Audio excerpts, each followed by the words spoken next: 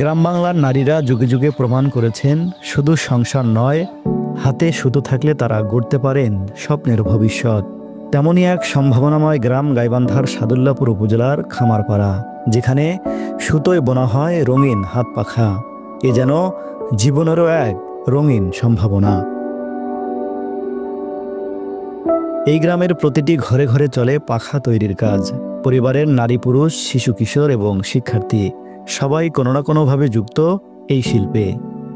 শিক্ষার্থীদের পড়ালেখার ফাঁকে তাদের এই সৃজনশীলতায় যুক্ত হয় আনন্দ আর দায়িত্ববোধ। একই সাথে সংসারে এনে দিয়েছে আর্থিক সচ্ছলতার ছোঁয়া। আমরা হাত পাখা বানাই, সংসারের কাজও করি, তার ফাঁকে ফাঁকে আমরা হাত পাখা বানাই। একই দিয়ে আমরা বেচা কিনে করি, কিন্তু সংসারের কিছু উন্নতি হয়। এগুলো আমরা বাড়ির থেকে বানিয়ে আমরা বাড়ি থেকেই বিক্রি হয়। গাইবান্ধার থেকেই লোক আসে, ময়মনসিংহ জামালপুর যায় আমাদের পাখা, হাত পাখা। আমার মা বাবাই কাজ করে, আমি তাদের দেখে শিখছি। আমাদের গ্রামের সব মেয়েরা সবাই পারে। আমরা স্কুল ছুটির দিন সবাই একখানে বসি করি। আমি ক্লাস 5-এ পড়ি। আমি পড়ালেখার ফাঁকে ফাঁকে আমার বাবা মাকে এই হাত পাখা বানাতে সাহায্য করি। আজ থেকে প্রায় অর্ধশত বছর আগে এই গ্রামের এক সংগ্রামী নারী মরিয়ম বেওয়া শুরু করেছিলেন এই পাখা তৈরির কাজ। সংসারের অভাব ঘোচাতে হাতে তুলে নিয়েছিলেন সুতো আর বাঁশের কাঠামো। সেই পথে এখন হাঁটে পুরো খামারপাড়ার পরিবারগুলো। শুধু তাই নয়, বিয়ের পরেও এই গ্রামের মেয়েরা অন্য জায়গায় গিয়েও ধরে রেখেছেন এই শিল্প।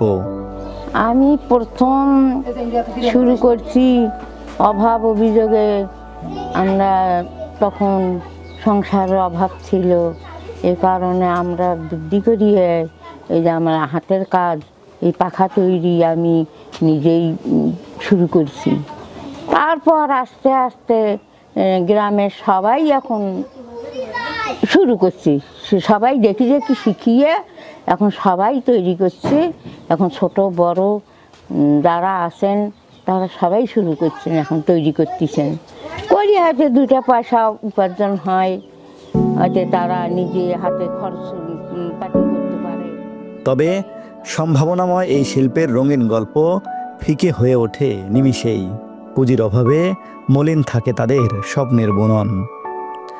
তাদের 50 বছরের এই যাত্রায় প্রশিক্ষণ কিংবা আর্থিক সহায়তায় এগিয়ে আসেনি সরকারি বেসরকারি কোনো প্রতিষ্ঠান। ক্ষুদ্র এ শিল্পের প্রসারে প্রয়োজন স্বল্প সুদে কিংবা বিনা সুদে সরকারি ঋণ সহায়তা।